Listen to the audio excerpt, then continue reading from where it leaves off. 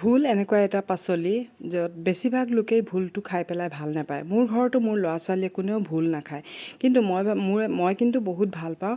কিন্তু ইহঁতি নাখায়, সেইকাৰণে মই আজি এনেকুৱা এটা ধৰণে বনালোঁ, খাওঁতে গমেই নাপালে যে ভোল খাইছে বুলি। আৰু এই ৰেচিপিটো যদি ঘৰত কোনোবাই নাখায় তেতিয়াহ'লে এই ধৰণে এবাৰ বনাই চাব, ইমানে টেষ্ট হয় খাবলৈ।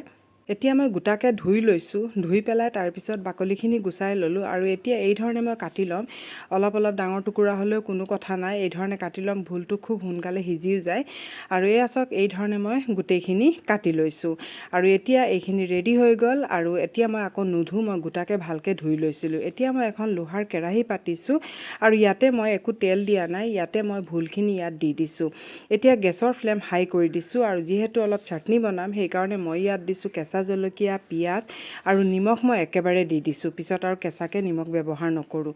আৰু এতিয়া এইখিনি প্ৰথমতে মই হাই ফ্লেমত থ'ম, কাৰণ ভোলৰ পৰা ইমান পানী ওলায়, পানীখিনি শুকাওঁতে বহুত গেছ যায়। সেইকাৰণে মই কি কৰিম, প্ৰথমতে পূৰা হাই ফ্লেমত এবাৰ ঢাকি দিলোঁ। আৰু এই ধৰণে এয়া চাওক, অলপ লাগি গৈছে, দেখিছানে? অলপ কি হয়, লাগি যায়গৈ। প্ৰথম হাই ফ্লেমত যদি দি দিয়ে তেতিয়াহ'লে পানীখিনি অলপ শুকাই যায়গৈ। আৰু যেতিয়া এইখিনি অলপ লাগি গ'ল, আকৌ গেছটো কমাই পেলাই মিডিয়াম টু ল' কৰি পেলাই ঢাকি পেলাই থৈ দিছিলোঁ। এতিয়া চাওকচোন কিমানখিনি পানী ওলাইছে। আকৌ মই অলপ বঢ়াই দিছোঁ, আৰু এতিয়া এইখিনি পূৰা শুকাই যাব। এয়া চাওক, এইখিনি ভালেমানখিনি শুকাই গ'লগৈ। আৰু এতিয়া এইখিনি এয়া চাওক, পূৰা তলত পানী জমা নাই। এতিয়া গেছটো মই বন্ধ কৰি দিছোঁ, আৰু এখন প্লেটত লৈ ল'ম। আৰু লৈ পেলাই এইখিনি ঠাণ্ডা কৰি ল'ম, খুব ভালকৈ মই ঠাণ্ডা কৰি ল'ম। আৰু এতিয়া এইখিনি ঠাণ্ডা হৈ গ'ল। এয়া চাওক, এইখিনি পূৰা ঠাণ্ডা হৈ গ'ল। তাৰপিছত মই এইখিনি ভালকৈ পিচি ল'ম।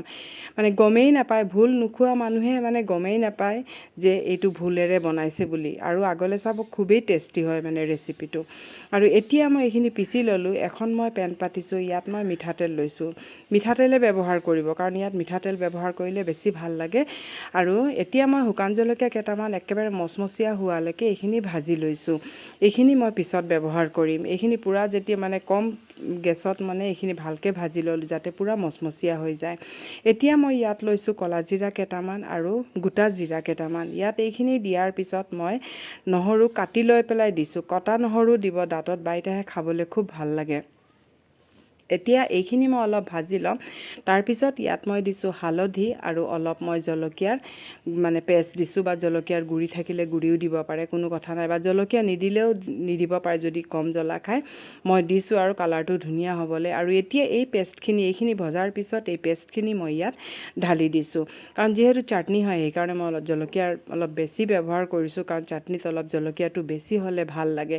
আৰু এই ধৰণৰ ৰেচিপিটো বনালে খুবেই ভাল লাগে খাবলৈ, আৰু গমেই পোৱা নাযায়।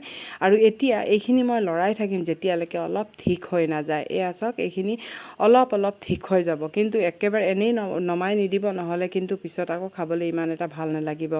আৰু এতিয়া এই যে জলকীয়াখিনি যিখিনি ভাজি থৈছিলোঁ, এই জলকীয়াখিনি মই ইয়াত গুড়ি কৰি দি দিম। এতিয়া এইখিনি যেতিয়া পূৰা ঠিক হৈ যাব তেতিয়াহে দিব। এতিয়া মই এইখিনি আকৌ ভালকৈ লৰাই ল'ম। জলকীয়া ভজা জলকীয়াৰ এটা ফ্লেভাৰে ইয়াকো খুব ধুনীয়া সোৱাদ কৰি তোলে। আৰু এতিয়া এইখিনি চাওক, পূৰা হৈ গ'ল, ঠিক হৈ গ'ল। এতিয়া মই এটা বাতিত এইটো ট্ৰান্সফাৰ কৰি দিম।